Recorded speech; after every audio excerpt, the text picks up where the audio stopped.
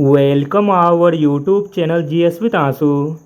दोस्तों, बिहार प्रधान शिक्षक के लिए सेट प्रैक्टिस कराया जा रहा है, जिसमें आज समान अध्ययन के 75 महत्वपूर्ण प्रश्नों को देखने वाले हैं इस वीडियो में।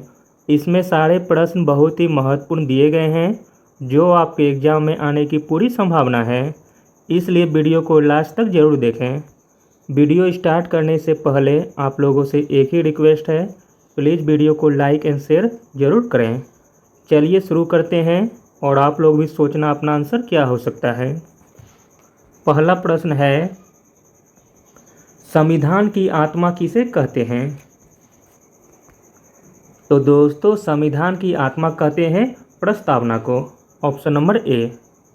डॉक्टर अंबेडकर के अनुसार अनुच्छेद 32 संविधान का हृदय और आत्मा है। अगला प्रश्न देखते हैं, 14 वर्ष से कम उम्र के बच्चों को जोखिम भरे काम पर न लगाना किस अधिकार के प्रति संरक्षण है? तो दोस्तों, वह अधिकार है शोषण के विरुद्ध अधिकार। Option number A. 14 वर्ष से कम उम्र के बच्चों को जोखिम भरे काम पर न लगाना शोषण के विरुद्ध संरक्षण का अधिकार है। अगला प्रश्न है, चाणक्य किसका प्रधानमंत्री था? तो दोस्तों, चाणक्य प्रधानमंत्री था चंद्रगुप्त मौर्य का। अगला प्रश्न है, भारतीय बैडमिंटन संघ के अध्यक्ष के रूप में किसे निर्विरोध निर्वाचित किया गया है? तो दोस्तों, भारतीय बैडमिंटन संघ के अध्यक्ष के रूप में निर्वाचित किया गया है डॉक्टर हेमंत बिस्वा शर्मा जी को। अगला प्रश्न है, उपभोक्ता शोषण के प्रमुख कारण क्या हैं? तो दोस्तों, उपभोक्ता शोषण के प्रमुख कारण हो जाएगा इनमें से सभी: सूचना का अभाव, उपभोक्ताओं की अज्ञानता तथा वस्तुओं की सीमित आपूर्ति। अगला प्रश्न देखते हैं, किस महिलाओं को भारतीय क्रांतिकारियों की माता कहा जाता है? तो दोस्तों, भारतीय क्रांतिकारियों की माता कहा जाता है मैडम भिकाजी कामा को। अगला प्रश्न है, राज्यसभा के सभापति होते हैं? तो दोस्तों, राज्यसभा के सभापति होते हैं उपराष्ट्रपति।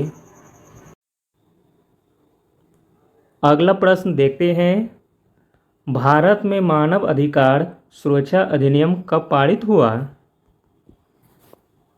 भारत में मानव अधिकार सुरक्षा अधिनियम पारित हुआ 1993 में। अगला प्रश्न है, आर्थिक दृष्टि से एक पिछड़े देश की विशेषता नहीं है? तो दोस्तों, आर्थिक दृष्टि से एक पिछड़े देश की विशेषता नहीं है, वह है उच्च निरक्षरता।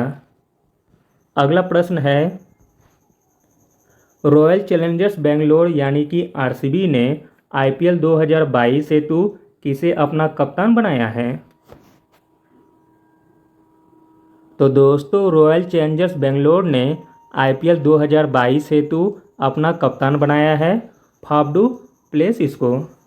अगला प्रश्न है, निम्नलिखित में से किस शहर में 25 नवंबर से 10 दिसंबर तक 64वीं राष्ट्रीय निशानेबाजी चैंपियनशिप प्रतियोगिता का आयोजन किया गया है? तो दोस्तों, 64वीं राष्ट्रीय निशानेबाजी चैंपियनशिप प्रतियोगिता का आयोजन किया गया है मध्य प्रदेश की राजधानी भोपाल में। अगला प्रश्न देखते हैं, भारत में काजू उत्पादन में मुख्य राज्य कौन सा है? तो दोस्तों, भारत में काजू उत्पादन में मुख्य राज्य है केरल, और नारियल उत्पादन में भी केरल प्रथम राज्य है। अगला प्रश्न देखते हैं, हड़प्पा संस्कृति का एक अन्य नाम क्या है? तो दोस्तों, हड़प्पा संस्कृति का एक अन्य नाम है कांस्ययुगीन सभ्यता। अगला प्रश्न है, बौद्ध कला का प्रसिद्ध केंद्र कौन सा है?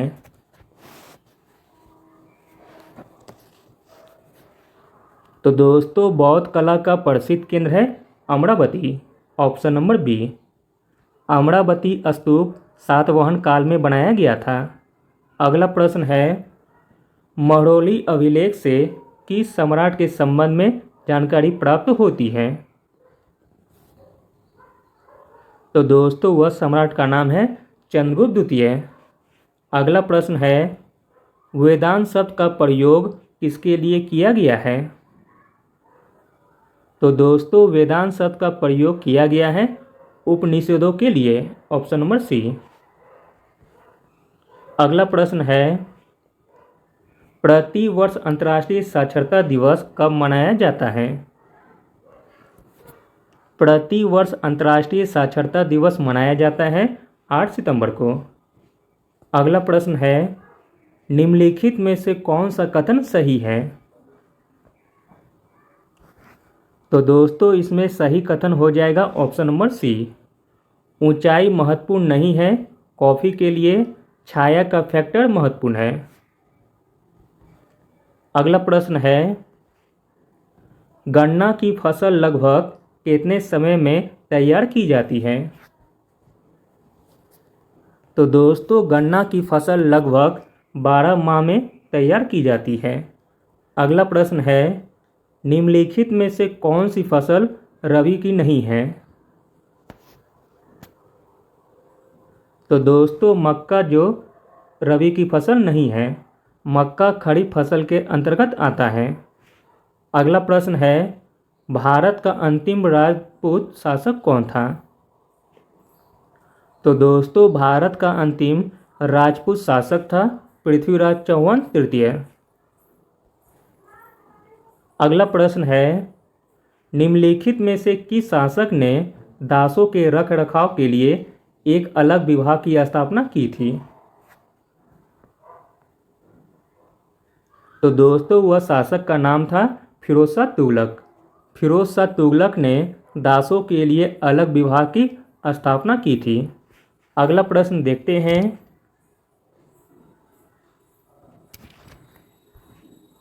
सहायक संधि को निम्नलिखित में से किस राज्य ने स्वीकार नहीं किया था?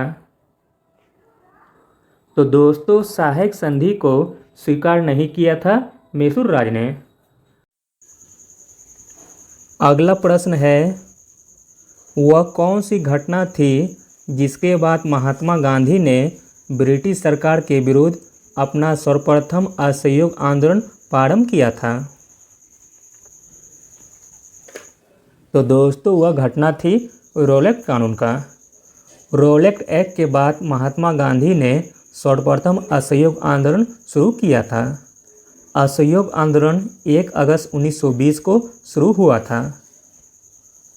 अगला प्रश्न है, किस भारतीय महिला के नाम पर अमेरिका में एक अंतरिक्ष यान का नाम रखा गया है? तो दोस्तों वह भारतीय महिला का नाम है कल्पना चावला। कल्पना चावला के नाम पर अमेरिका में एक अंतरिक्ष यान का नाम रखा गया है। अगला प्रश्न देखते हैं, भारतीय संविधान का सबसे बड़ा स्रोत निम्नलिखित में से कौन सा है? तो दोस्तों भारतीय संविधान का सबसे बड़ा स्रोत है भारत शासन अधिनियम 1935 का। अगला प्रश्न देखते हैं, जलवायु परिवर्तन पर हाल ही में नासा के एक अध्ययन के अनुसार जलवायु परिवर्तन के कारण किस फसल में 17% की वृद्धि दर्ज की जाएगी 2030 तक? तो दोस्तों वह फसल है गेहूं की फसल। अगला प्रश्न है, आत्मनिर्भर भारत के समर्थन में किस कंपनी ने भारत सरकार के राष्ट्रीय ग्रामीण आजीविका मिशन के लिए साझेदारी की है? तो दोस्तों वह कंपनी का नाम है फ्लिपकार्ट। आत्मनिर्भर भारत के समर्थन में फ्लिपकार्ट ने भारत सरकार के राष्ट्रीय ग्रामीण आजीविका मिशन के लिए साझेदारी की है। अगला प्रश्न है, थॉमस कप किस खेल से संबंधित है? तो दोस्तों थॉमस कप संबंधित है बैडमिंटन से। अगला प्रश्न है, होप मिशन टू मार्स किस देश का पहला मंगल मिशन है? इम्पोर्टेंट प्रश्न है। तो दोस्तों hope mission to Mars UAE का पहला मंगल मिशन है। अगला प्रश्न है, विश्व का सर्वाधिक घनी आबादी वाला प्रदेश कौन सा है? तो दोस्तों विश्व का सर्वाधिक घनी आबादी वाला प्रदेश है दक्षिण पूर्वी एशियाई का प्रदेश। अगला प्रश्न है, भारतीय वन सर्वेक्षण का मुख्यालय कहाँ है? तो दोस्तों भारतीय वन सर्वेक्षण का मुख्यालय है देहरादून में। जबकि भारतीय आलू अनुसंधान केंद्र है शिमला में, केंद्रीय चावल अनुसंधान केंद्र है कटक में, केंद्रीय तंबाकू अनुसंधान केंद्र है राजमंड्री में, केंद्रीय लाख अनुसंधान संस्थान है रांची में तथा केंद्रीय नमक अनुसंधान केंद्र है भावनगर गुजरात में। अगला प्रश्न देखते हैं, जब पवन पृथ्वी के घूर्णन के कारण अपनी दिशा बदल लेती है तो निम्नलिखित में से इसे किस नाम से पुकारते हैं? तो दोस्तों इसे पुकारते हैं भूविक्षेपी पवन के नाम से, यानी कि जियोट्रॉपिक विंड के नाम से।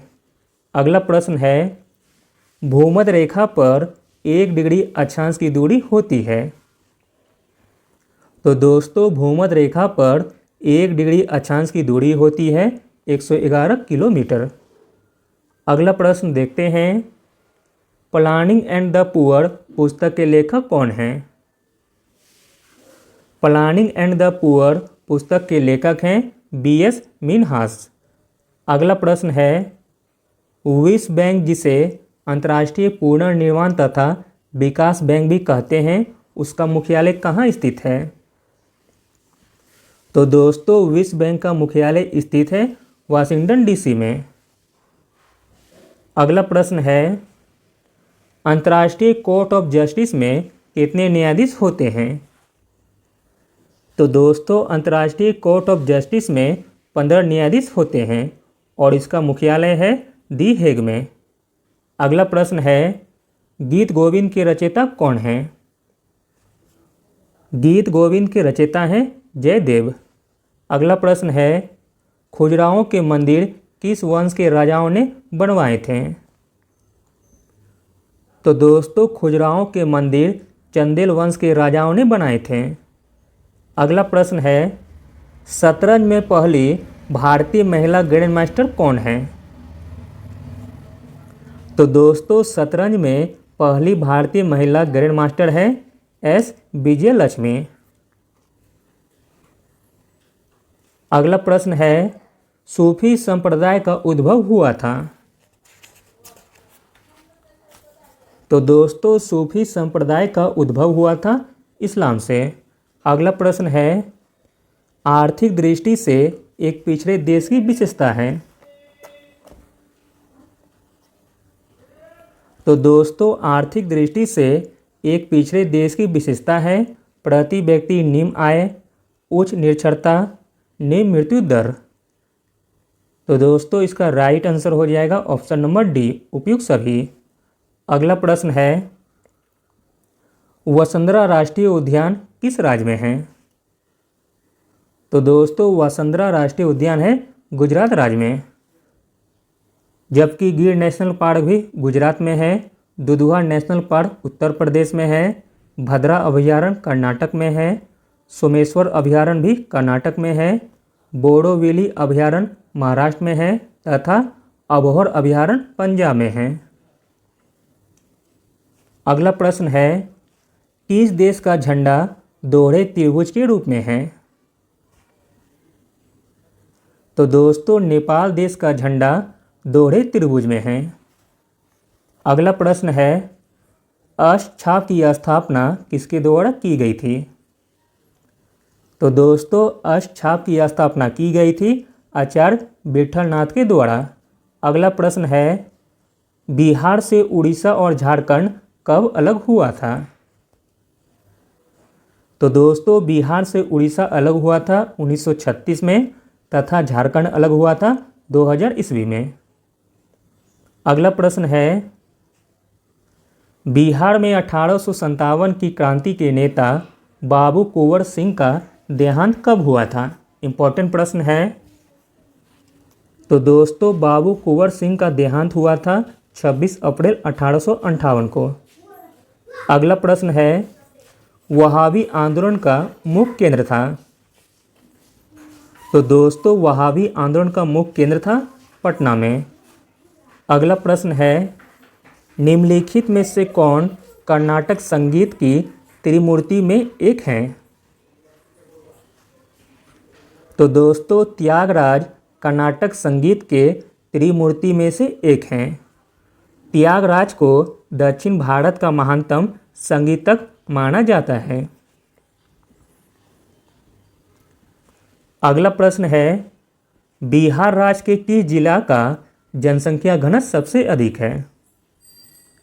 तो दोस्तों बिहार राज्य का शिवहर जिले का जनसंख्या घनत्व सबसे अधिक है। अगला प्रश्न है, यदि चंद्रमा पर बम विस्फोट हो तो उसकी आवाज़ पृथ्वी पर कितने समय बाद सुनाई देगी? तो दोस्तों यदि चंद्रमा पर बम विस्फोट हो तो उसकी आवाज़ पृथ्वी पर नहीं सुनाई देगी, इसलिए ऑप्शन नंबर डी सही हो जाएगा, इनमें से कोई नहीं। क्योंकि चंद्रमा पर कोई वायुमंडल नहीं है, इसलिए हम वहाँ की आवाज़ को नहीं सुन सकते हैं। अगला प्रश्न है, जल की कठोरता किसके कारण होती है?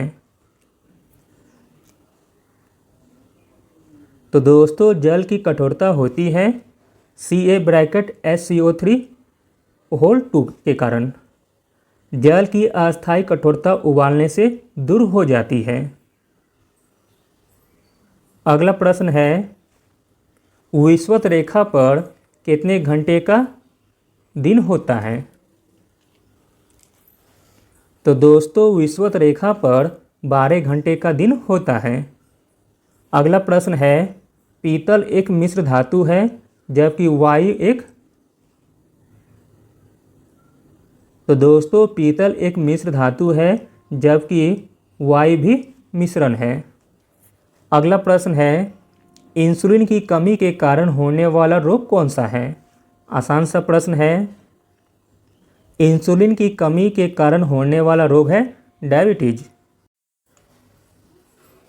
अगला प्रश्न है, किस ताप पर H2O का घनत्व अधिकतम होता है?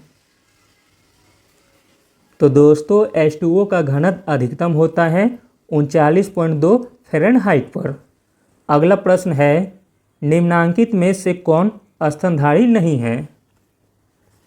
तो दोस्तों इसमें स्तनधारी नहीं है वह है मगरमच्छ। सामान्यतः जो प्राणी अपने बच्चों को जन्म देता है और दूध पिलाता है उसे स्तनधारी कहा जाता है।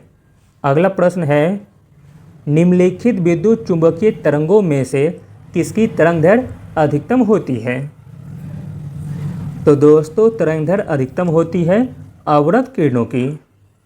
अगला प्रश्न है, अश्रु गैस का रासायनिक नाम क्या है? तो दोस्तों अश्रु गैस का रासायनिक नाम है अल्फा क्लोरोएसिटोफिनोन।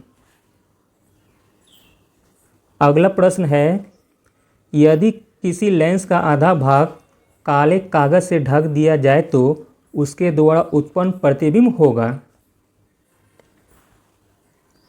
तो दोस्तों यदि किसी लेंस का आधा भाग काले कागज से ढक दिया जाए तो उसके द्वारा उत्पन्न प्रतिबिंब होगा, उसकी चमक कम हो जाएगी।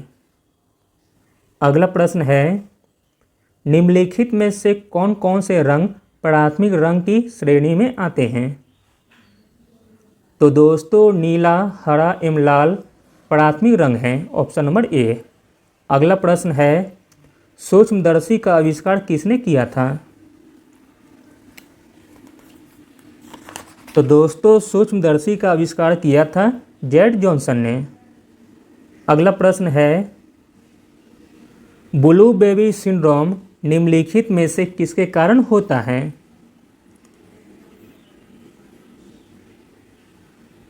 तो दोस्तों ब्लू बेबी सिंड्रोम होता है मीथेमोग्लोबिन के कारण। अगला प्रश्न है, सबसे जटिल कार्बनिक पदार्थ होता है?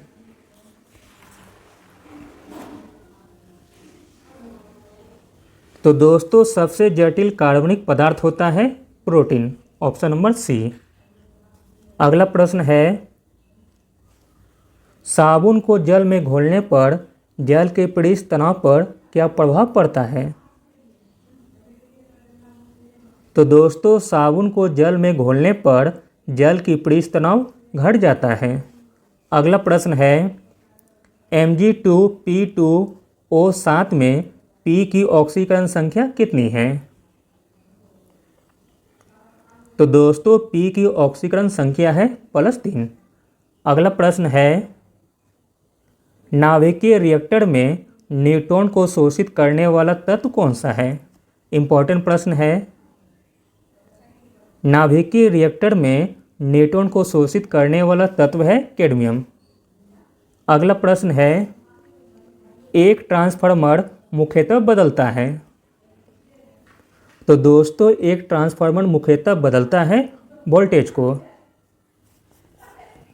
अगला प्रश्न देखते हैं, प्राकृतिक रबड़ किसका बहुलक है? तो दोस्तों प्राकृतिक रबड़ बहुलक है आइसोप्रीन का। अगला प्रश्न है, अधिकांशतः ऋतु परिवर्तन कहाँ होती है? तो दोस्तों अधिकांशतः ऋतु परिवर्तन होती है ट्रोपोस्फीयर में।